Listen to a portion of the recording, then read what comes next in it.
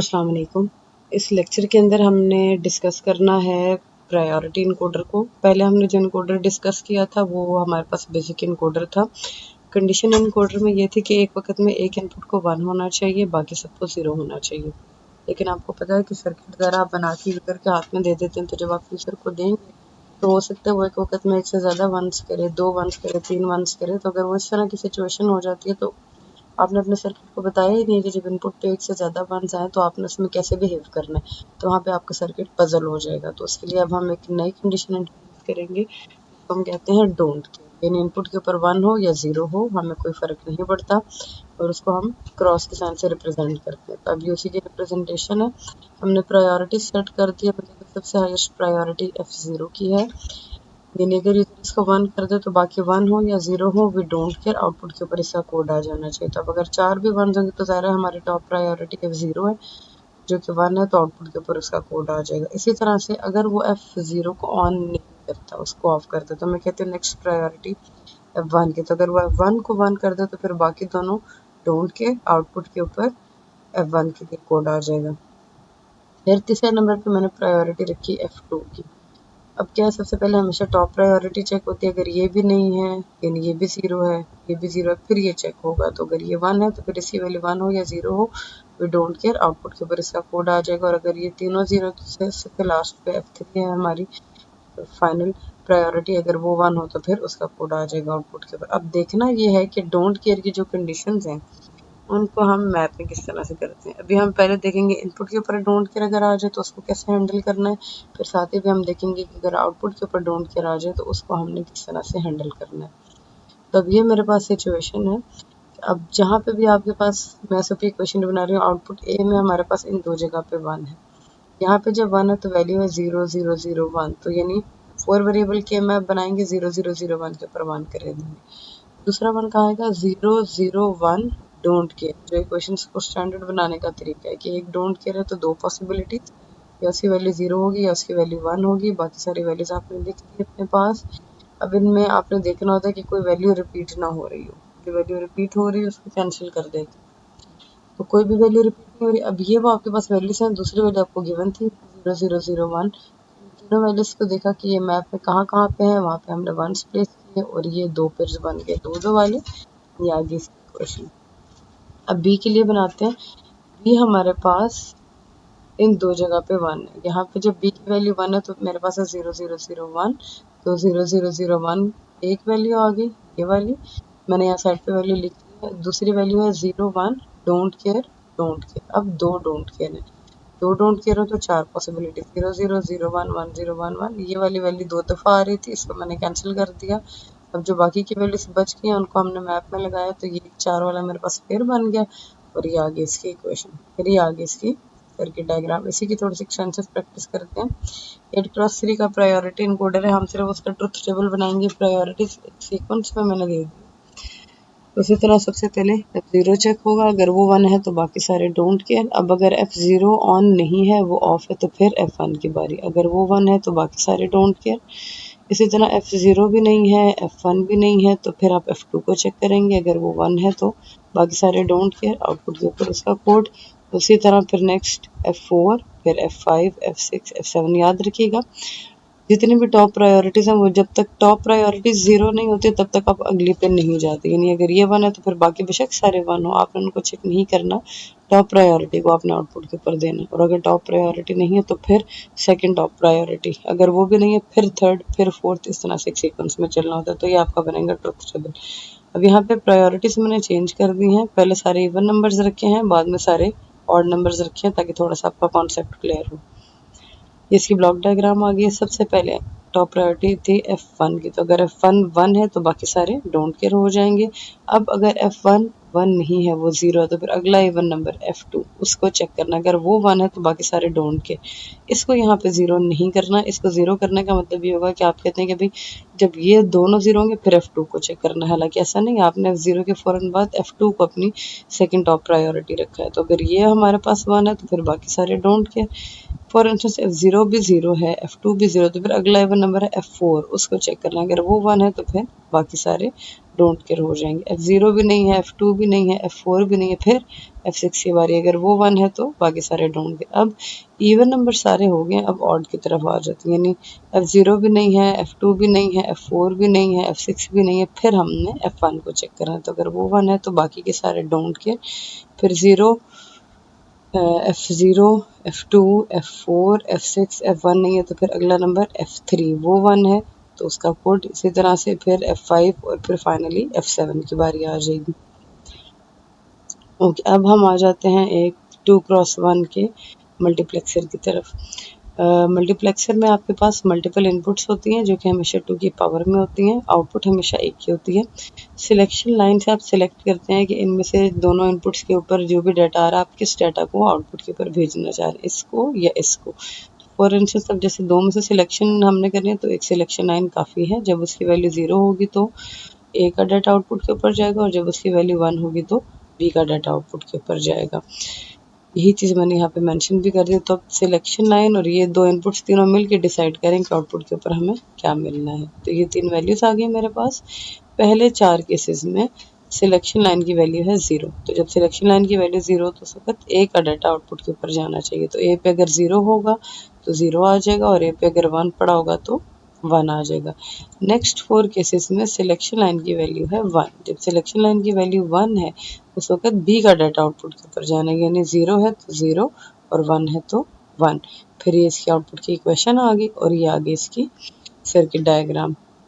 Okay, अब एक 4x1 का मल्टीप्लेक्सर है, तो 4x1 में 4 इनपुट्स होंगी, एक आउटपुट होगी। 4 में सिलेक्शन करनी है तो 2 सिलेक्शन लाइंस काफ़ी हैं।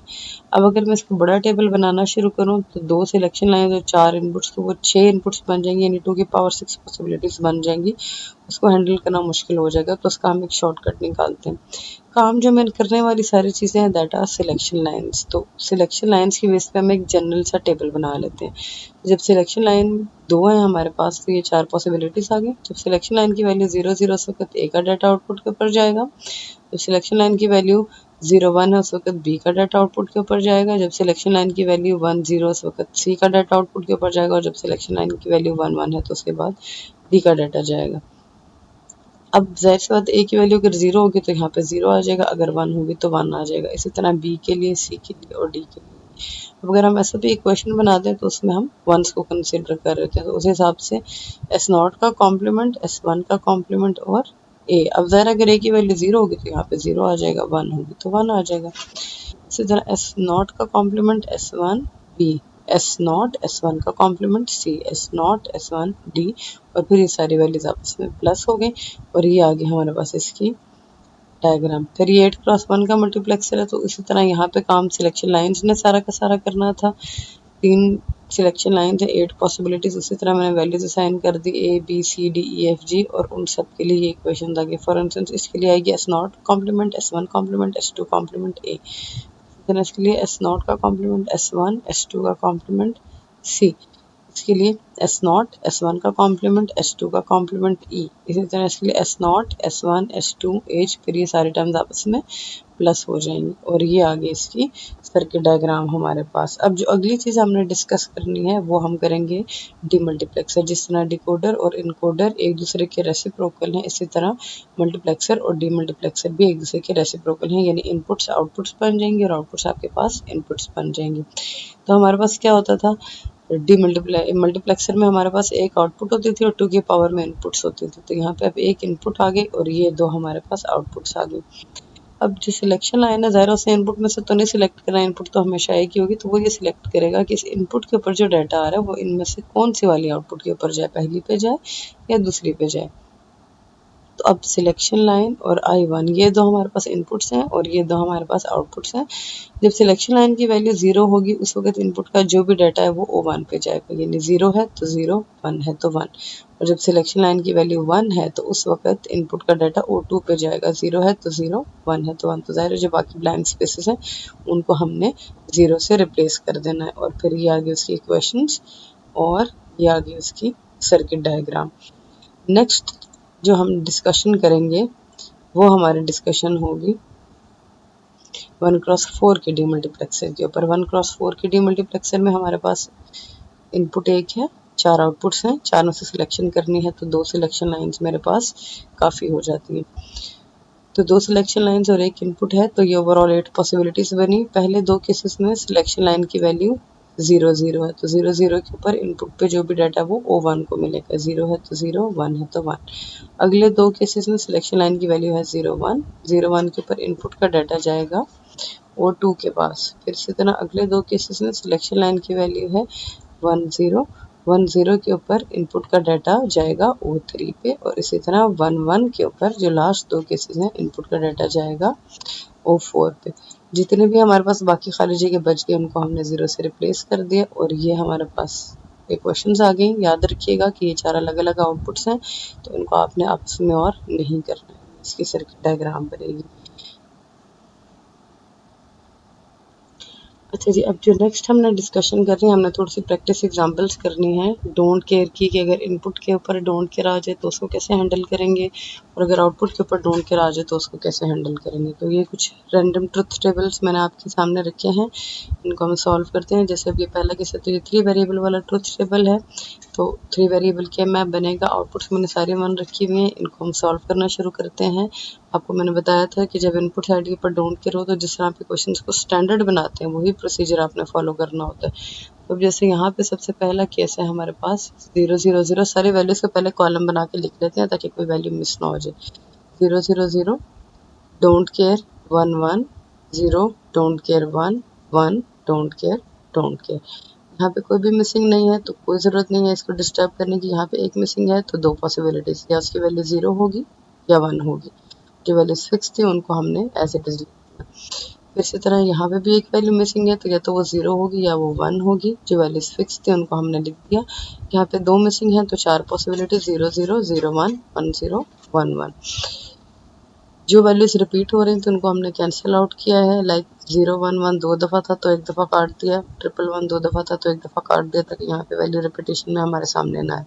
अभी जितनी वैल्यूज थी इनको उठा के मैंने मैप में पुट कर दी। जैसे 0 0 0, 0 1 1, 0 0 1, 1 0 0, 1 0 1, 1 1 0, 1 1 1। तो एक ये 4 वाला पेयर बना, एक ये 4 वाला पेयर बना और एक ये 4 वाला पेयर बना। तो जो ये 4 वाला पेयर है इसमें एक ही वैल्यू फिक्स है वो 1 है, उस पर कॉम्प्लीमेंट नहीं आएगा। जो ये 4 वाला पेयर है इसमें बी की वैल्यू फिक्स है और वो 0 है, उस पर कॉम्प्लीमेंट आएगा। जो ये 4 वाला पेयर है इसमें सी की वैल्यू फिक्स है और वो 1 है, उस पर कॉम्प्लीमेंट नहीं आएगा। ऐसे है तो ये तीनों टर्म्स एंड पे प्लस हो जाएंगे। एक और एग्जाम्पल की तरफ चलते हैं, इन वैल्यूज को नोट डाउन कर लेते हैं। 0 1 don't care, 1 don't care 0, 1 1 don't care, 0 don't care और 0 0 0। एक मिसिंग है वैल्यू तो 2 पॉसिबिलिटीज की, या वो 0 होगी या 1 होगी। यहाँ पे भी एक वैल्यू मिसिंग है तो या वो 0 होगी या 1 होगी। यहाँ पे भी एक मिसिंग है तो 0 या 1। यहाँ पे 2 मिसिंग है तो 4 पॉसिबिलिटीज, उनको उनकी जगह पे लिखना है, इकट्ठा नहीं करना वरना गड़बड़ हो जाएगी। तो 0 0 0 1 1 0 1 1, इसलिए मैंने उनका कलर भी चेंज कर दिया। और ये एंड के ऊपर 0 0 0। अब जो वैल्यूज रिपीट हो रही थी उनको कैंसिल करना है तो ये 0 0 0 2 दफ़ा आ रहा है, 1 0 0 भी 2 दफ़ा आ रहा है, 1 1 0 भी हमारे पास 2 दफ़ा आ रहा है। ये जो बाकी की टर्म्स बच गई इनको हम 3 वेरिएबल मैप में पुट करेंगे। ये सारी वैल्यूज पुट की तो थ्रू आउट मैप 1 है, इसका मतलब इनपुट की जो मर्जी वैल्यू हो आउटपुट आपके पास 1 ही आएगी। एक और एग्जांपल करते हैं 4 वेरिएबल वाली। इसमें वैल्यूज देखें, 0 डोंट केयर 0, फिर don't care 1 1 1, don't care 1, don't care 0, 0 don't care 1 1 1 1, don't care 1। 2 values missing है, 4 पॉसिबिलिटीज आ गई। एक वैल्यू मिसिंग है, 2 पॉसिबिलिटीज आ गई। 2 वैल्यूज मिसिंग है तो 4 पॉसिबिलिटीज आ गई। एक वैल्यू मिसिंग है, 2 पॉसिबिलिटीज। यहाँ भी एक वैल्यू मिसिंग है तो 2 पॉसिबिलिटीज। तो जो टर्म्स रिपीट हो रही थी उनको हमने कैंसिल आउट किया और इनको हमने पुट कर दिया मैप। तो एक ये 4 वाला पेयर बनेगा, ये 4 वाला पेयर बनेगा और एक ये एक्सट्रीम कॉर्नर का 4 वाला पेयर बनेगा। ये 4 वाला पेयर बना है, इसमें ए बी की वैल्यूज फिक्स हैं, दोनों 1 है, उनको एज इट इज लिखेंगे। जो ये हमारे पास 4 वाला पेयर है इसमें हमारे पास ए की वैल्यू यहाँ से फिक्स है वो 0 है, उस पर कॉम्प्लीमेंट, और यहाँ से सी की वैल्यू फिक्स है वो 1 है तो बगैर कॉम्प्लीमेंट। इसी तरह ये जो एक्सट्रीम कॉर्नर का 4 वाला पेयर है यहाँ पे ए की वैल्यू फिक्स है 0 है, उस पर कॉम्प्लीमेंट। यहाँ पे बी की वैल्यू फिक्स है वो भी 0 तो उस पर भी कॉम्प्लीमेंट। ये आ गया हमारे पास। ये तो सारी की सारी प्रैक्टिस थी कि इनपुट के ऊपर अगर डोंट केयर आ जाए तो आप उसको कैसे हैंडल करेंगे। अब हमने देखना है कि अगर आउटपुट के ऊपर डोंट केयर आ जाए तो फिर उसको हम कैसे हैंडल करेंगे। तो उससे पहले हम ज़रा एक कंडीशन देख लेते हैं रियल लाइफ सर्किट डिज़ाइनिंग की, ताकि हमें थोड़ा सा क्लियर हो जाए कि आउटपुट के ऊपर डोंट केयर कब आ सकता है। तो हम एक वाटर लेवल इंडिकेटर बनाएंगे एक घर के वाटर टैंक की। उसमें क्या होता है, उसमें दो लेवल्स होते हैं, एक मिनिमम लेवल होता है और एक मैक्सिमम लेवल होता है। जैसे ही पानी मिनिमम लेवल से नीचे जाता है तो मोटर ऑटोमेटिकली स्टार्ट हो जाती है और पानी भरना शुरू हो जाता है वाटर टैंक के अंदर। और जैसे मैक्सिमम लेवल आता है तो इंडिकेशन आती है कि अब पानी गिरने वाला है, मोटर को बंद कर दिया जाए। तो ये दो लेवल्स होते हैं। तो अब उस हिसाब से हम अपने पास ट्रुथ टेबल बनाते हैं कि दो ये हमारे पास लेवल्स हैं और आउटपुट के ऊपर मोटर है, दो लेवल्स हैं तो चार पॉसिबिलिटीज। 0 का मतलब होगा कि वो सर्टेन लेवल अभी नहीं आया, 1 का मतलब होगा कि वो लेवल आ गया है। तो ए के लिए हम हाई लेवल रख लें और बी के लिए हम लोअर लेवल रख लें। पहले दो केसेस में दोनों 0, इसका मतलब ना हायर लेवल आया ना लोअर लेवल आया, तो ज़ाहिर है मोटर को चलाने की ज़रूरत नहीं है, पानी काफ़ी है हमारे पास। अब बी की वैल्यू 1 हो गई है, बी की वैल्यू 1 होने का मतलब लो लेवल आ गया, इसका मतलब मोटर को चलाना चाहिए, तो आउटपुट 1 हो गया ताकि मोटर स्टार्ट हो जाए। फिर नेक्स्ट में ए की वैल्यू 1 है, ए की वैल्यू 1 मतलब हाई लेवल आ गया। तो जब हाई लेवल आ गया इसका मतलब पानी भर गया है, मोटर को बंद कर दिया। क्या ऐसा पॉसिबल है कि एक वक्त में हाई लेवल और लो लेवल दोनों इकट्ठे ऑन हो जाए? ऐसा नहीं हो सकता। तो आउटपुट के ऊपर हमने डोंट केयर लगा दिया, यानी ऐसे जो कभी आनी ही नहीं है या जिनके आने से हमें फ़र्क नहीं पड़ा तो हम उनको डोंट केयर से आउटपुट साइड के ऊपर रिप्लेस कर सकते हैं। तो इनपुट के ऊपर तो डोंट केयर में आप स्टैंडर्ड बनाते थे, आउटपुट के ऊपर डोंट केयर को हैंडल करना बहुत आसान है। तरह से कि जहाँ पे डोंट केयर होता है वहाँ पे डोंट केयर लगाएं मैप के अंदर, जहाँ पे वंस है वहाँ पे वंस लगाएं। तो उस हिसाब से हमारे पास 0 1 के ऊपर 1 है और 1 1 के ऊपर डोंट केयर है। डोंट केयर अगर ऐसे वन के साथ मिलके कोई नया बड़ा पेयर बनाने में उसको हेल्प करे तो आप उसका इस्तेमाल करें। लेकिन डोंट केयर का आपने कभी भी अलग से पेयर नहीं बनाना होता, वो कभी भी आपकी प्रेफरेंस नहीं होती। वो सिर्फ तब देखते हैं कि अगर वो किसी के साथ कोई पेयर बनाने में हेल्प करे तो आप उसको कंसिडर करें, वरना उसको कंसिडर ना करें। तो बजाय ऐसे कि हम इस वन को यहाँ पे अकेला छोड़ देती हूँ, मैं इसको इस डोंट केयर के साथ मिला के दो वाला एक पेयर बना देती हूँ और फिर वही जो वैल्यू फिक्स होती है उसको लिखते हैं। तो जो वैल्यू यहाँ पे हमारे पास इस मैप के अंदर फिक्स है वो वैल्यू हमारे पास बी की, और वो 1 है तो उस पर कॉम्प्लीमेंट नहीं आएगा। और बी था हमारा लोअर लेवल, यानी जैसे लोअर लेवल आए तो मोटर स्टार्ट हो जाए। ओके, अब डोंट केयर की थोड़ी सी प्रैक्टिस करते हैं। 3 वेरिएबल है, जिधर जिधर वंस हैं, आप फॉर इंस्टेंस ऐसा कोई क्वेश्चन बनाया तो जिधर जिधर वंस हैं उधर वंस लगाएंगे, जिधर डोंट केयर है वहाँ पे डोंट केयर लगाएंगे। तो उस हिसाब से मैंने मैप में वंस और डोंट केयर स्पेस कर लिए हैं। अब एक ये मैंने दो वाला पेयर बनाया, ये वन अकेला रह गया। बजाय इसके कि मैं इस वन को इस वन के साथ मिला के दो वाला पेयर बनाती, जब ये वाले दो डोंट केयर इसके साथ मिल के एक बड़ा पेयर बना रहे हैं तो go for it. Number of pairs तो सेम है, तो अगर बड़ा पेयर बनता है तो अच्छी बात है, वेरिएबल्स रिड्यूस हो जाएंगे। लेकिन अब ये डोंट केयर वहीं पे पड़ा हुआ, इसको मैंने कंसिडर नहीं किया। तो यहाँ से ये पता चला कि डोंट केयर की अपनी कोई हैसियत नहीं है, लेकिन अगर वो किसी और के साथ मिल के कोई नया बड़ा पेयर बनाने में उसको हेल्प करता है जो कि फालतू का नहीं है और वो ज़रूरत आ सकता है, तो फिर आप उसका इस्तेमाल करेंगे। तो उस हिसाब से इसके लिए इक्वेशन बनेगी ए कॉम्प्लीमेंट, और इस चार वाले पेयर के लिए इक्वेशन आ जाएगी, फिर ये प्लस हो जाएंगे। एक और एग्जांपल देखते हैं, ये भी 3 वेरिएबल की एग्जांपल है हमारे पास। इसमें भी जहाँ जहाँ पे वंस थे वहाँ पे मैंने वंस लगाए, जहाँ डोंट केयर थे वहाँ पे मैंने डोंट केयर लगा दिए। अब यहाँ पे एक ये 4 वाला पेयर बनेगा मेरे पास और एक ये 2 वाला पेयर बनेगा। जो ये 4 वाला पेयर बना है मेरे पास, उसमें मेरे पास ए की वैल्यू फिक्स है और वो 0 है तो उस पर कॉम्प्लीमेंट। और जो ये 2 वाला पेयर बनेगा, यानी बजाय इसके कि ये वन अकेला रखती मैं या ये इसके साथ मिला के 2 वाला पेयर बनाती, एक बड़ा 4 वाला पेयर बना लिया मैंने, वैल्यूज रिड्यूस हो गई। और जो ये 2 वाला पेयर है इसके लिए आंसर आ जाएगा बी सी। ओके, एक और एग्जांपल करते हैं 4 वेरिएबल वाले। तो इसके लिए ये मैंने वैल्यूज पुट कर दी है मैप के अंदर। एक ये 4 वाला पेयर बना, अब इस वन को एडजस्ट करना है तो आप बेशक इसके साथ पेयर बनाए, बेशक इसके साथ पेयर बनाए, लेकिन एक के साथ पेयर बनाए। ये वाला वन रह गया, बजाय इसके कि इसको मैं इसके साथ मिला के 2 वाला पेयर बनाऊं, ये मैं एक बड़ा 4 वाला पेयर बना लेती हूँ। और ये जो मेरे पास 4 वाला पेयर बना, इसमें जो ये 4 वाला पेयर है इसमें वैल्यू आ जाएगी सी कॉम्प्लीमेंट डी कॉम्प्लीमेंट। जो ये 4 वाला पेयर है इसमें यहाँ से आ जाएगा ए और यहाँ से आ जाएगा सी कॉम्प्लीमेंट। और जो ये 2 वाला पेयर है इसमें यहाँ से आएगा ए कॉम्प्लीमेंट और यहाँ से आएगा सी डी। तो ये हमारी थोड़ी सी प्रैक्टिस थी कि डोंट केयर की कंडीशंस इनपुट के ऊपर आ जाए तो उनको कैसे हैंडल करना, और अगर वो आउटपुट के ऊपर आ जाए तो उनको कैसे हैंडल करना है। स्टिल अगर आपको कोई कन्फ्यूजन्स हो, आपको प्रैक्टिस एग्जांपल्स चाहिए हो, तो you can ask me. Good luck, अल्लाह हाफिज़।